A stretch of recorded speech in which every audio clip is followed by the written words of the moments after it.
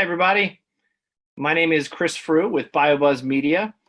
Here at BioBuzz, we're on a mission to create engaging experiences that connect you with the content, the people, and the companies that you need to meet and you need to know in order to advance your new medicines, innovations, and bring more technologies to market.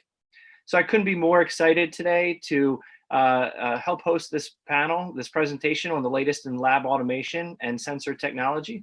We have a really great lineup of industry experts for you today who have a wealth of knowledge to share and are ready to answer all of your questions.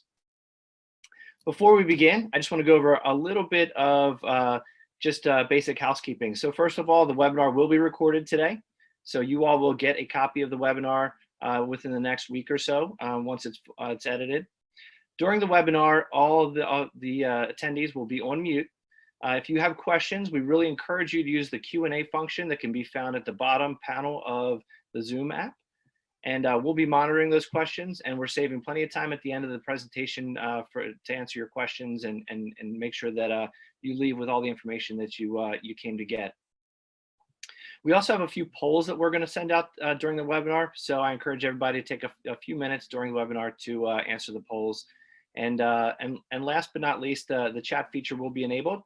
So feel free to engage in chat and provide any feedback on the things that our guests are talking about. So without further ado, I'm going to pass it off to our moderator for today, Michael Bleckman, CEO of LabOwl. Michael, take it away. Thank you, Chris. Hello, everyone. Thank you for joining us today. As Chris said, I'm Michael Bleckman. I'm the CEO of LabOwl and Automated Control Concepts, and I'm serving as one of the moderators for today's event. LabOwl is a unique bioreactor control and information system. It was developed by ACC. A little bit about us. ACC has a 35-plus year history of providing process automation and manufacturing intelligence solutions to life science manufacturers. We utilized all of our knowledge in doing bioprocess automation in our design of LabOwl. So we've gated features that make it appropriate not only for process development labs, but also pilot plants and fully compliant GMP manufacturing. Now for the commercial, I'm joined today by my fellow moderator, John Moore. John is the president of Scientific Bioprocessing. SBI is a leader in sensing technology for the life sciences and someone with whom we partner on many applications. John's now going to introduce himself and then introduce our panelists. John? Thank you very much, Michael. Since 2011, Scientific Bioprocessing has been licensing our optical sensor technology to some major suppliers in the biotech industry. For example, the Sartorius Amber system, with over 800 installations around the world, utilizes our technology. The sensors are also used in their Cultibag system and in Cytiva's wave bag system. So it's upstream and downstream. In recent times, we've moved from just licensing the technology to manufacturing the sensors themselves. And this allows us to make the sensors available in different form factors like probes, flow-through cells, and make them fit for fields like cell and gene therapy and regenerative medicine. Reinhard Vogt, the executive vice president of Sartorius, retired and joined us as chairman because he felt that we could help solve the three biggest problems that the bioprocess industry faces, which includes reducing time to market, reducing the cost of goods sold, and improving safety of the end product. So this technology isn't new. What is new is how it's being applied and how partnering with innovative companies like LabOwl and ADVA, we can provide complete compliant systems for both laboratory and GMP environments. So we first met LabOwl when we joined the Advanced Regenerative Manufacturing Institute, ARMI, and the LabOwl system was sort of a centerpiece of the tissue foundry, where researchers put cells in one end of the system and out the other side, fully formed tissues like ACL come out the other side automatically without human intervention. So we were excited to learn that LabOwl system is highly prized by many biomanufacturing manufacturers because of its unique modularity, flexibility, and scalability. This strength is important as many biopharm innovators like Army are seeking solutions without being tied to an off-the-shelf bioreactor. Another perfect example of the type of out-of-the-box innovative client that LabAl has is ADVA, who's developing a novel point-of-care bioreactor for cell and gene therapy. So I'd like to now ask the panelists to introduce themselves, and let's start with Ohad Karneli, founder and CEO of ADVA. Thank you very much. Thank you all for having me here. So I'm Ohad Karneli. I'm the founder and CEO of ADVA. As John said, I'm in this industry for about 18, almost 20 years through my PhD, which was on cell and gene therapy. I've been with LabAl ACC since 1985, and I have designed and built many different types of control systems. Being founded in New Jersey, ACC had a large number of our clients being in the pharma industry, so we started building custom bioreactor control systems, and we decided to take our knowledge there and come up with a LabAl product. One of the features is that, as Mike stated, we've built a lot of the flexibility into the product that we've learned from our clients' needs. Thank you. Great. Jake, do you want to go next? Hello, everyone. My name is Jake Boy. So thank you, everyone, for being here today. So I'm Senior Application Scientist with Scientific Bioprocessing. I have my degree in evolutionary biology from Harvard University. And after that, I spent quite a bit of time working in cell culture in a clinical setting. And during that time, I saw a lot of holes in the way that cell culture was done, particularly in CO2 incubators, without really any control and feedback. And so now I've moved my career to a position where I work with cell scientists every single day to try and improve on these issues using the cutting edge sensing technology that we have at Scientific Bioprocessing. So in conjunction with companies like ADVA and LabAl, we can take this whole thing and move it forward in a way that will revolutionize cell culture. Thanks, Jake. Thank you, Ohad. Thanks, Vic. Thanks, Jake, for being here today to be part of this timely and important topic. I hope we will be able to overcome our internet issues here. So what's the topic? Over the past several years, we've noticed a trend for biotech labs and small-scale manufacturing to rely less on manual operations and more on automation. The industry is increasingly relying on small-scale production lines to optimize their processes and to develop their new methods. So flexible, intelligent, scalable, and modular automation and information systems are bringing tremendous benefit, which Jake has alluded to. In traditional biotech, moving technology into the lab can really help with tech transfer and scale-up. So product development, it typically starts in beakers and flasks, goes to 10-liter benchtop systems maybe, then into the pilot plant, and ultimately it might scale up to a 4,000-liter single-use bioreactor in GMP manufacturing. But the trend is even more so in the area of personalized medicine and cell and gene therapy, which, if you've followed the industry at all, new treatment options tailored for the individual are becoming a reality. Cell and gene therapy companies face different challenges. They're working at much smaller scale and lot sizes of one. But as their processes become commercialized, they can't scale up, they scale out. But the good news is that all these changes and challenges are driving a lot of technological innovation in control and information technology, and also in sensing technology. And that's a lot of what we're here to talk about today. John, you seen those same trends? Yes, a theme we hear repeatedly is that the biopharm industry is chronically undersampled. There's a big push to go from offline testing to online real-time monitoring. And this is the key to eliminating waste and increasing yields and lowering costs to consumers. Another trend is the third wave of artificial intelligence, which is data hungry. The only way to get there is automation and more sensors. So learn more about this exciting time and possibilities, and let's go to ask some questions of our panelists. So I'd like to ask Ohad, what are some of the key considerations and steps on moving from static culture systems to an automated bioreactor? Okay, so thank you for that question. I think the most important part is to understand how big of a difference this is. And I think it's like learning to walk. So before, when you work with static, you think you're crawling, you think you're walking, but when you move into controlled systems, it's a totally different story. So as we all know, right now, science is more of an art.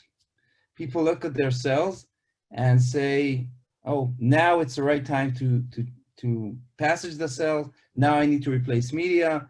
I can sense the cells. I feel the cells. In my hands, it works. In my lab, it works. This is not industry. This could not continue, and we need to really change something. And you have to understand when you do that transition, and when you do that transition, not just from static to an automated or control system, when you do that change of thinking from a scientist to industry, it cannot work in your hands. It cannot work in your lab. It has to work every time, in every hand, and every lab. And in order to do that, you need to understand what's happening and you need to control. In order to understand what's happening, you need sensing. You don't have things like media color to define if the pH is okay or not. You don't have things like a microscope to look and say, okay, now I need to passage. You need to sense these cells. You need sensors. You need a readout and an exact readout, and that will dictate how you move forward. So one of the first things that people have to understand is you need that. And in order to do that transaction, the first thing you need to do is to sense.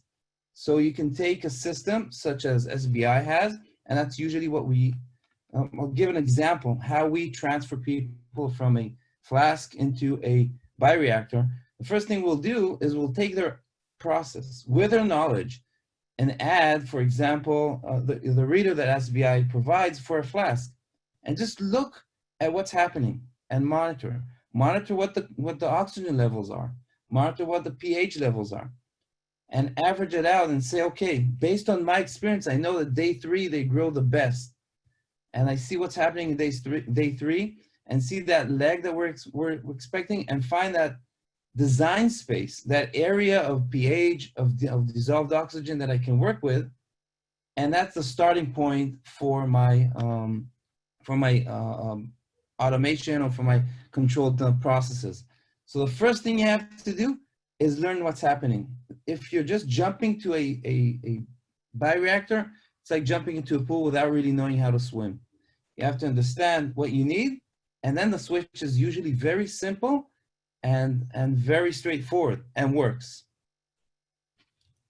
Thank you, Ohad. That was a great insights. Vic, what specific benefits have you seen scientists get as they move from a manual operation to an automated control system? Can't tell you how happy I am when I'm working with our clients when they have a lab owl system and they have access to all that measured information and how the control loops are responding. I watch, these are very, very smart people. They understand the science, but typically their backgrounds are not control.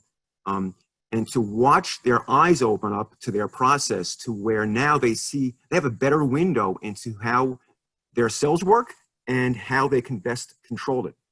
I've seen it multiple times because, again, they're smart people, but we're giving them the tools to kind of enlighten them into their process. So for us, being controls people, it's a very exciting time. Great. Hey, Vic, can you also elaborate a little bit on the benefit we get from being able to make sure that the process runs the same way every time? Talk a little bit about that.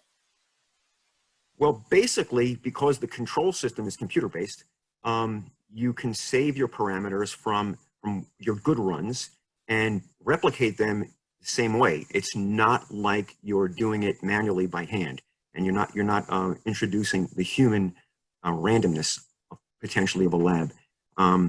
We have the ability to, in the Lab Owl software, build macros. Think of like an Excel macro, where we've exposed all of the control features that you can manually do in the LabOwl software to the macro engine, where then you could build a macro, which is kind of a program of what you've done step by step. And John had mentioned our involvement up at Army, and this was a great case of we gave them our LabOwl system, and a few weeks later we realized that they had several hundred step macros that they were programming. We never dreamt of macros being that big. We pictured them being tens or 20s of steps. And the whole point is, as John mentioned, they put their cells in the beginning of the train and an ACL comes out the other side. And they can do that because they're basically tweaking the process, the macros that control the process. And they can really hone in on optimizing it completely. Great, Vic, thanks. And that obviously, when you can do that at a smaller scale, when you scale up, the tech transfer becomes just that much easier because you now have your process very well defined and documented at a small scale. Correct. As you mentioned, Mike, we have some customers that have, process development labs that feed their pilot plants, that feed their manufacturing facilities, and up to 4,000 liter single-use bioreactors. And to be able to take that tech transfer and the control that you had is really a time saver. It's the most logical way to do it. Great. Back to OHAD for a minute, because we're talking automation and information technology. OHAD, specifically, we know you're using a lot of automation information technology in your product, and as well as advanced sensing technologies. Can you tell us a little bit about how you're using those technologies in your product and how it's impacted your product development? Yes, but before that, I will like to extend something about what Vic said. I've been using bioreactors in cell and gene therapy for over 15 years, different types of bioreactors. I think I've used everything that's in the market today. One of the most frustrating things that I found in bioreactors is it's a machine. You can do whatever you can do with it, and that's it. You want to change something, you want to really automate, so not just have the pH controlled, but now replace media, add a certain supplement at a certain point. It becomes or impossible to automate or very hard, and you have to start working with a vendor. And it's a project that takes 6 months. And suddenly, I found you guys. And even without the Adva system for a second, just the fact that the way that the LabOwl is designed and what Vic mentioned as a node, as a macro, that's a huge step forward and makes your life easier and practically allows that scalability and real automation, because now you can build a little script, a little program by yourself that says at day 2, replace the media, at day 3, pump in, out, whatever you want, and really do it in small scale and just send that file. And that's a huge, major, I mean, you guys as developers maybe don't understand how important and how valuable that is for us as users. And I think it's a major differentiation, and that's really automation. It's replacing all these manual steps by smart automation. And probably talk about later all the sensors, or maybe that's the next stage, that information.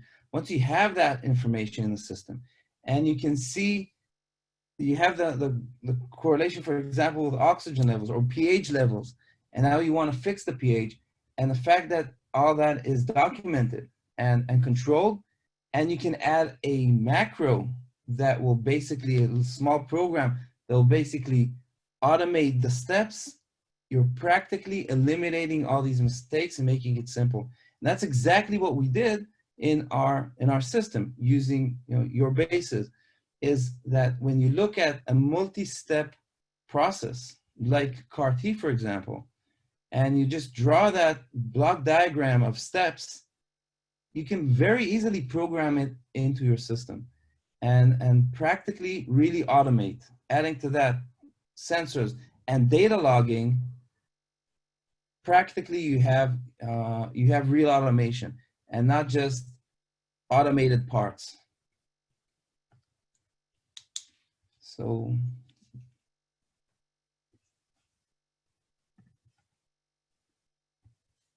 you're on mute, Michael. Sorry.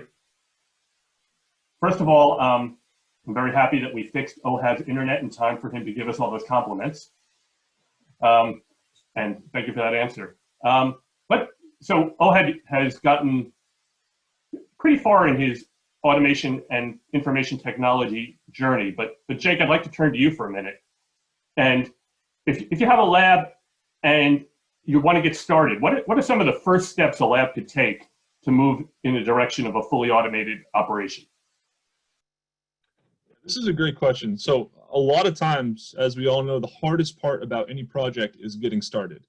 It's trying to decide where to start, where to begin, and making all the decisions that will allow you to have an efficient process from start to end. So there's a lot of planning involved. But the very first, most basic thing to start with automated control is sensing.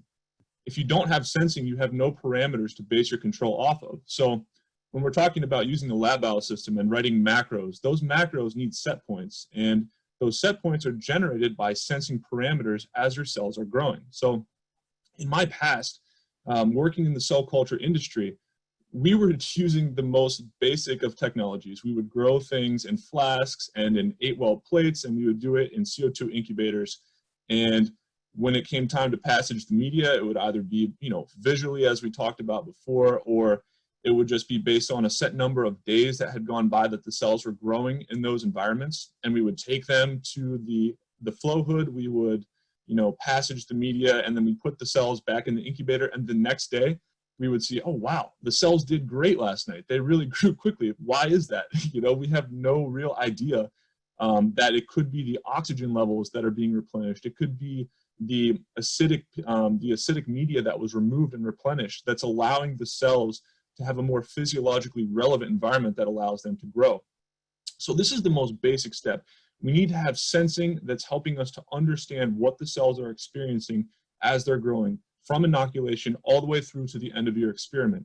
And once you have enough data collected, once you've run enough experiments in your process where you can say, okay, the dissolved oxygen levels after 3 days seem to drop and the cells start to tail off at that point. So maybe we can do something to add gentle agitation to the system at that point to replenish the oxygen. This is the first step in automated control. And then you begin to build a process based on these sensing parameters that allows you to control what your cells are experiencing and to feed them the metabolites that they need as they're growing. And if the cells have sensing, if your systems have sensing, you can find out what the cells are asking for, what they need to grow. And then using something like a LabVal system, you can provide fresh media, you can provide control for pH and dissolved oxygen, things like that, that allow you to move towards this automation that takes the human element out of cell culture. Great, Jake, thank you. The FDA has this PAT, Process Analytical Technology Initiative we all hear about. Scientific Bio obviously has some pretty advanced sensing technology. How does that technology help people who are trying to meet or comply, or at least head in the direction of the FDA PAT initiative? Right. Yeah, so I'll start off by talking a little bit about what that PAT initiative is. A lot of us have heard about it, a lot of us haven't, but if you've been going to, this past year has been really difficult for live events, but if you had been going to any of these live conferences in the spring or last fall, you're going to hear murmurs about the FDA and regulations that they're imposing and things that are coming down the pipeline in a number of years that we have to prepare for. And one of these things that's talked about quite a bit now is the PAT initiative. And basically what this is trying to move biotech and all of these industries from sort of an R&D world to something that's GMP approved, something that can be used clinically ultimately. So the FDA wants to regulate things and keep consistency. So throughout your entire process, they want consistency with all the technologies that you're using, so that, like Ohad mentioned before, it becomes less of an art and more of a science. And so the thing that optical sensors provide for us, something that really doesn't exist right now in the industry, is the ability to use the same sensing system from the smallest vessels all the way up to the largest vessels. So when we're talking about things like Petri dishes or T25 flasks with these tiny little fill volumes, we can use optical sensing to do sensing and gain data in these small devices, and then we can use that same sensing system all throughout our process as we scale up to the largest bioreactors, and then even during scale down, we can use the same system throughout. So we're keeping a consistent sensing system. It's plug and play, it becomes very easy, and it falls in line with what the FDA is talking about with this PAT initiative. Thank you, Jake. Thanks, Jake. One more quick thing on that topic. While you're on the topic of optical pH and DO, can you or Vic or whoever chime in with how that helps when we're talking about single-use systems? Because clearly single-use systems are kind of where it's at, or seems to be where it's headed. And I think the optical pH and DO have a real play there that we should make. Yeah, and I'll field this one. So yeah, single use is becoming a big thing. And part of the reason is because, again, it's removing the human element from the process. If something is single use, you use it for that run, and then you throw it away and you start again with something that's GMP certified coming in for the next run. So you're not sterilizing it yourself. You're not worried about contamination because someone may have not sterilized something properly. And also the time it takes to sterilize these electrochemical probes and things like that. So optical sensors are made to be very, very inexpensive. They have such a low profile and such a low economic impact as far as your study is concerned that you can use these for a run and throw them away and then just use another fresh set that's coming in for the next run. I don't know, Vic, if you want to take anything from that, but yeah. And from a control system design point of view, we like the fact that the sophisticated electronic parts do get reused. They're built into the control system, whereas the pH and the DO targets are basically used once and they're not very expensive. So we get to build a control system with sophisticated components that are reusable, but let the customers and the clients have, like Jake said, it's not like you have too much money involved in what you may end up trashing and reusing. Thank you, Vic. Ohad, do you want to discuss the difference between sensing control and the need for automation in autologous cell systems? Yes, sure. So first of all, the first definition between sensing and control. People tend to mix that up. So it's a great question. You can see a lot of people saying, you know, we're sensing, but the sensing is not enough. The sensing is telling you what the measurement is. So what the pH is right now. And that is the first and basic step for automation or for optimization. But the second step would be control. So you need to have not just the fact that you can sense, but you can control that. And I think that combination that between the control systems from LabOwl, for example, and your sensors is exactly that. And that's what we try to bring to the industry. So the first step is sensing. You have to understand what's happening and then go ahead and control it. And it's critical because it's the difference between knowing what's happening and controlling what's happening. And a lot of people mix that up, and a lot of companies mix that up and tend to say, yes, we're sensing X, Y, Z. It's not enough. It's good. It's a good start, but you have to really control. When you can control, you can optimize. And one of the questions, one of the images to maybe sum up before I move into or that will lead me to your next question is, when people ask me about why is it so important to add the sensors and the controls, people have been culturing cells for years and it works beautifully. And people have been treating patients and saving their lives with a T-flask. Why do I think and preach that it's so important? Well, it's like giving a blind man, he can walk to a certain point, but you can give him a car, but the car won't help him if there's no sensing and control in the car. An autonomous car will take him from point 1 to point B. But what happens in an autonomous car is you have that sensing and that control. And that's exactly what we want to do here.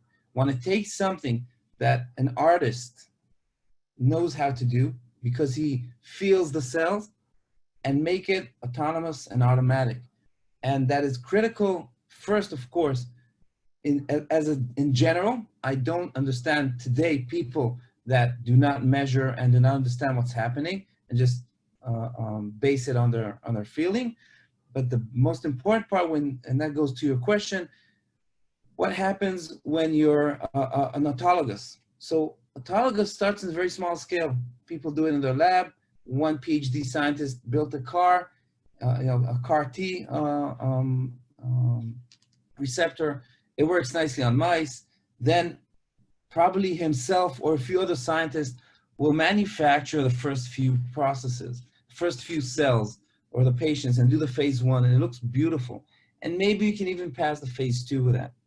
But now when you want to do not one by one, but hundreds of patients, because we have 18 million new cases of cancer every year.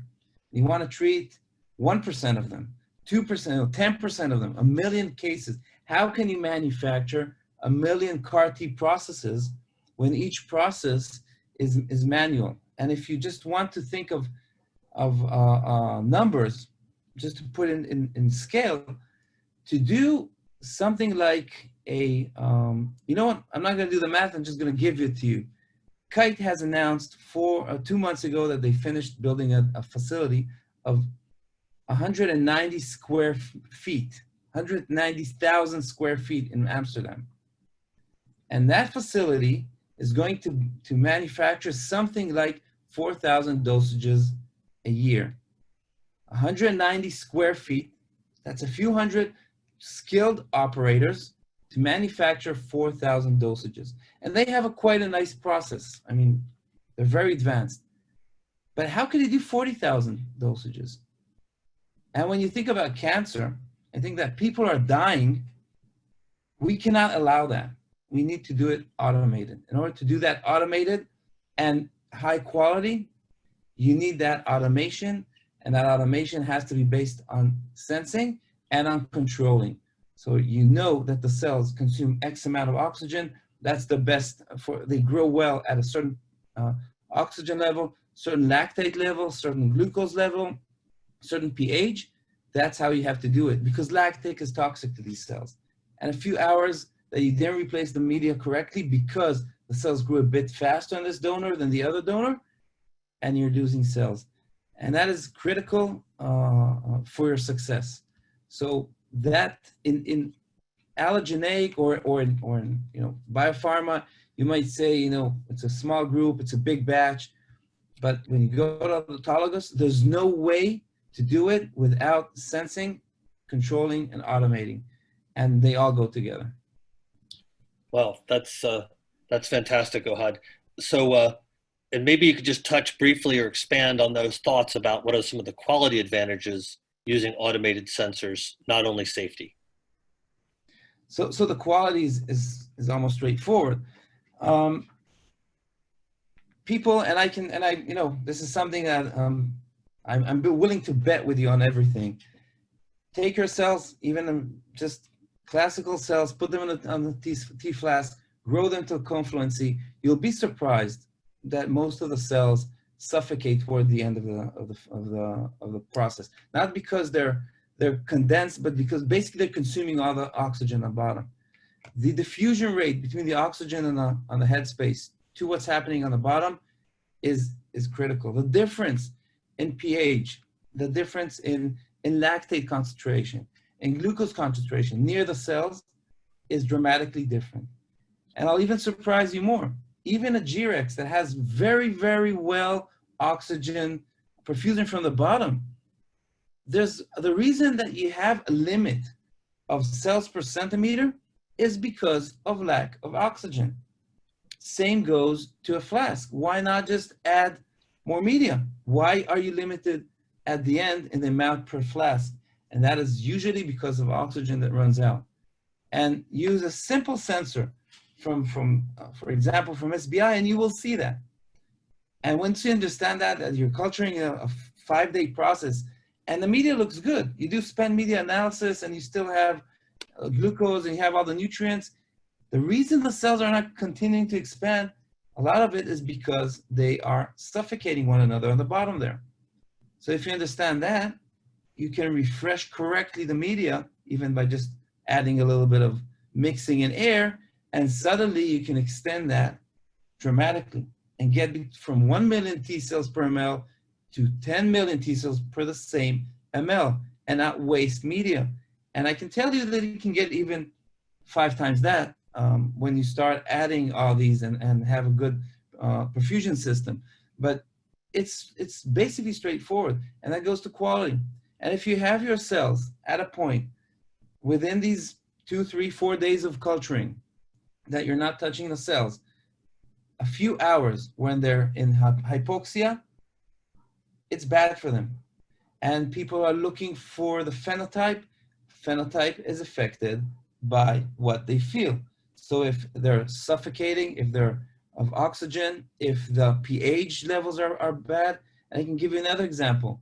In the past, we did experiments in bioreactors, changed 0.1 pH between different bioreactors on the same cell, on the same donor, and you could see almost double the amount of cells coming out at a 0.2 difference in pH. So 7.2 to 7.4, dramatic difference. You will not expect how dramatic that is. And when we grow them without measuring, without controlling, it becomes critical. So once you have these simple tools, you will see that suddenly the yields are great, are amazing, and it's easy to optimize and to get high quality. So it's not just safety because it's automated and it's closed, but a lot of it is quality, and a lot of it is variance. We tend to say there's a very big problem in autologous because of donor-to-donor variation. It's true. But if I try to very widely define it, well, about 20%, I would say. 30% would be donor-to-donor variation. The other 70% is the fact that we're not controlling anything. So it's a whole mess. And add to that, the user that adds by himself variation. So that's a lot of it. So if you just take out the control and now measure and put a set point, doesn't even matter what set point, but maintain it at a certain set point. Add to that the fact that now it's a device that replaces the media exactly at the correct time, exactly the same way. Suddenly, you're going to cut your variation by 70% at least.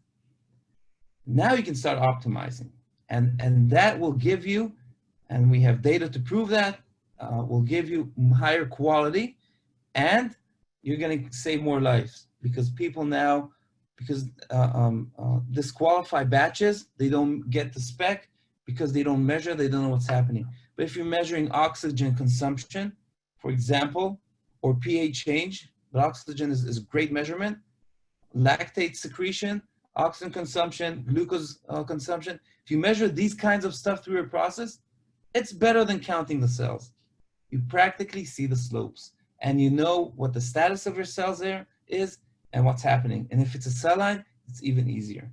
So I definitely, you would be surprised how easy it becomes and how you get higher quality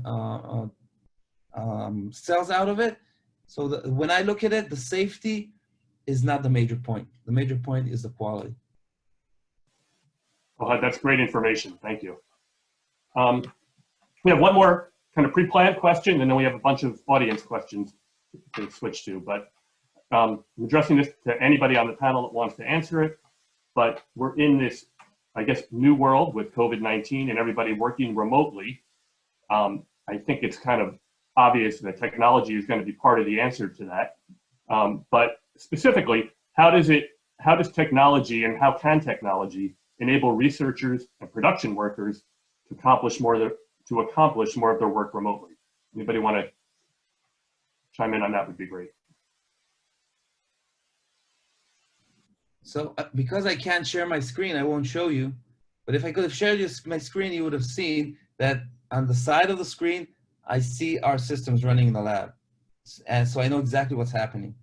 And we monitor it from home. So people today with the COVID issues, they come to the lab to do the minimal that they need to do and go home. And the systems runs. And if we have a problem, we plug in from remote.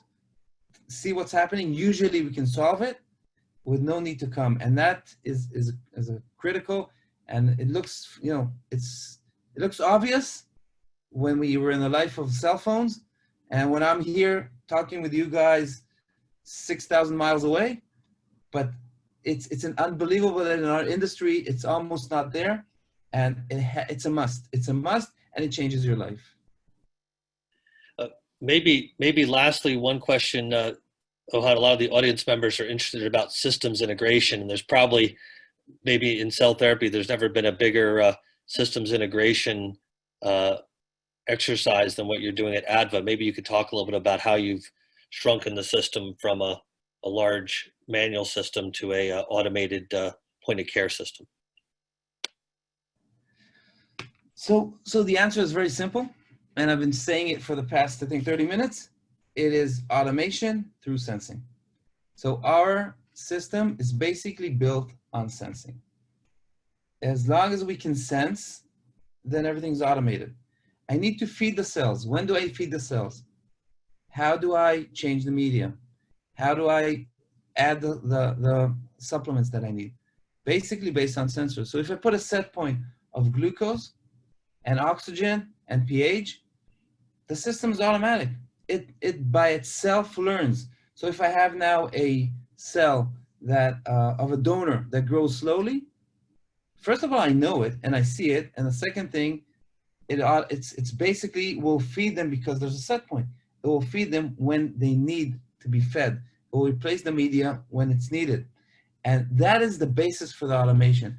Behind that, what we did in the system is the way to do it is continuous flow. So the idea was, let's build a system that works on linear continuous flow. So the cells are retained in a certain chamber, and practically media goes through it and recycles, and have sensors where the cells are.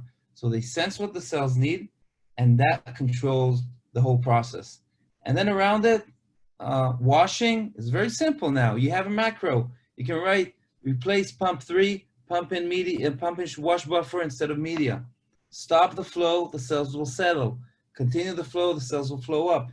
And if you think about all these steps, that's practically what we're doing. We're pipetting in cell media, piping in out, piping in wash buffer out, a virus in out. So we looked at all these steps and tried to find a way to do it continuously. The continuously was based on continuous flow, basically. And so, Ohad, that's amazing. And you know, the incredible unsaid thing that lies in the background is in vivo partial pressure of oxygen is dramatically different than incubator gas phase partial pressure of oxygen. And that's the whole cell industry has been operating on the basis that measuring your incubator oxygen level has something to do with happening at the paracellular level. And you've sort of short-circuited that and gone directly to the paracellular level.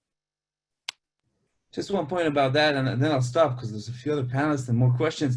But you know that cells secrete CO2, right, when they breathe. And these little flasks are closed. So the incubator has nothing to do with what's happening inside your plastics.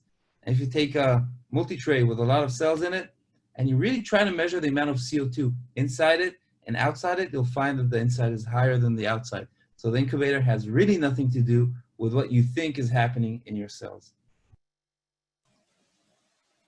That's great. So we got a couple audience questions here, and this one I think is really kind of addressed at both Jake and Vic, because LabOwl and SBI were both involved in this regenerative tissue maturation process up in New Hampshire at Army, and we're both involved with the CAR-T application for ADVA. And the question is, how difficult was it for LabOwl and SBI to adapt their systems for the two very different applications? Vic or Jake? Actually, it really was simple, because a system like LabOwl is basically a series of building blocks, function blocks that measure things, have control loops, and control devices. So the Army system and the ADVA system are very, very different, but from a controls point of view, the building blocks are very, very similar. And I'm not familiar exactly, Jake, with what Army has with SBI product hardware, so maybe you can answer that. Sure, yeah. So that's a good question. So yeah, as far as what Army has using from SBI, so they're using a fiber optic system right now. And that fiber optic system is really, really versatile. It allows for use of a flow cell. It allows for use of a probe. It allows for use of really, really tiny sensors. So 3mm diameter sensors that have a 0.3mm height. These things can go pretty much anywhere. So what we're trying to express here is that we can do sensing in almost any system, which will allow you to do automatic feedback and control. So an automatic closed loop eventually, with any system that you can use this sensing in. And when you can gain parameters about where your cells are growing in any type of vessel, this really opens the door to automate your process, no matter what type of vessel you're using at the end of the day. Another question related to systems integration. So OHAD talked about systems integration at a product level, but there's also a question about systems integration on a line or in a lab where you've got multiple pieces of equipment and maybe the bioreactor is just a piece of that. And the question is, there seem to be a lot of questions around, do you tie everything together? How do you do that? How important is that? So Vic, do you want to throw out some thoughts there, please? A good example of a system like that would be what is up at Army. The Lab Owl system is kind of the middle of the process train. Downstream of it are the reactors that they're growing the tissue, and upstream of it would be, I guess, where they're culturing the cells. So the Army people, who are very, very bright, they realized that they needed to really integrate all these systems. So they ended up having a main controller. It was a programmable logic controller that was really kind of the master that controlled 4 or 5 other subsystems. And the key there for to be part of a system like that is that you can't be on an island from a controls point of view. You have to be able to receive commands from another system, and you have to be able to send commands to other systems. And that's what the Lab Owl does. It receives commands to turn on various pumps and macros to pump media and other things down to the reactors. And at the same time, it's also sending commands to upstream systems. And very simple logic. It's mostly just Boolean logic, but it's programmable from a macro point of view. So we're not doing that work. The scientists and the end users are programming those macros. And we use the term macro to mean that it's a user programmable environment. It's not something that you have to hire a vendor to do. And as long as we expose those commands to the end user, smart people can build systems and integrate systems like Army did. Great, thanks, Vic. I think we have time for one more question and then a closing question. I got my time right here. So, question from the audience. In an automated environment, how much can user intervention be minimized? Really, the question I think is, how closed loop can a system really be? Can you really take the scientist or the operator out of it? And to what degree can you do that? And not only in terms of operating, but also in terms of testing, quality. That is a function of the process and what type of automatable equipment you have in your process. We have a client that uses the Lab Owl that really has built some macros where her process, once she starts it, it runs by itself. And she can actually get to a day X in the process and trigger, for example, a nutrient feed that the flow rate becomes exponential with respect to time as her cells grow. It took her a while to build that, but the more you can automate your process depends on what types of control systems control products you have to run pumps, measure things. and take actions. So that's really it's a partial answer because it's a really function of your control system and your controlled equipment. Great. And one question we have from the audience was, Vic, was I think Rockwell was the very prominent PLC provider that, how difficult was it for them to integrate all these different items? Can you talk a little bit about Rockwell's experience? Is the question Rockwell from a Lab Owl point of view? Yeah, I guess the question is, how was it for Rockwell to integrate all these different items in the Tissue Foundry? Oh, well, it was very easy because the Lab Owl system is based on a Rockwell PLC. So, and their supervisor PLC was a Rockwell PLC. So when you're dealing on the same family, it's very easy to make the programs link. Great, thanks, Vic. Don, Mike, I'd like to, one point about what Vic just mentioned, about the question that he answered.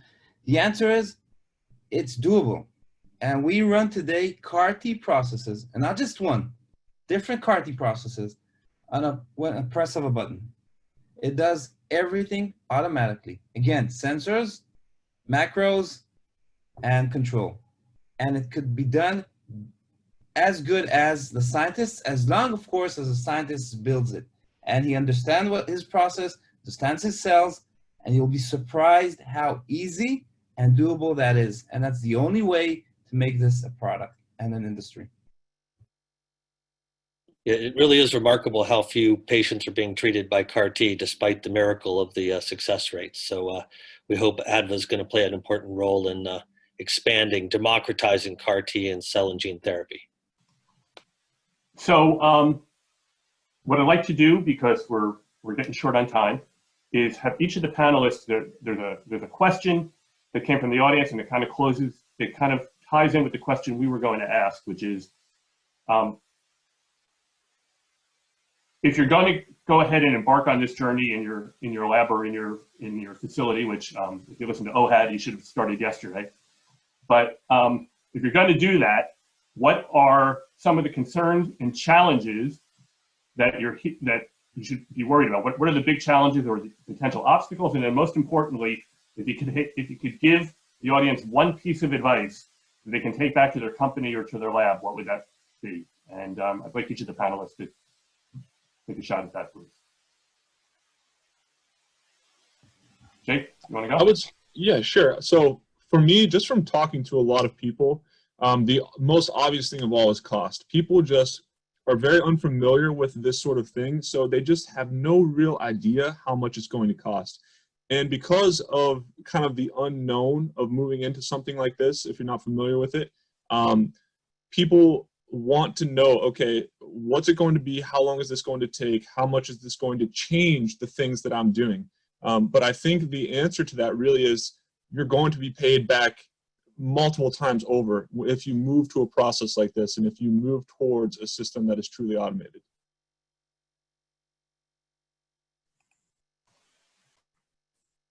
I would like to answer this question. We have built at ACC Lab Owl many control systems for laboratories and many control systems for production facilities. And when you're setting up your user requirements, that's a very different challenge. When you're designing a production facility, you kind of know what your process is, and you can really hone your control devices and equipment based on that process. But when you are designing a laboratory, its needs are going to change. Its needs are going to change 6 months from now.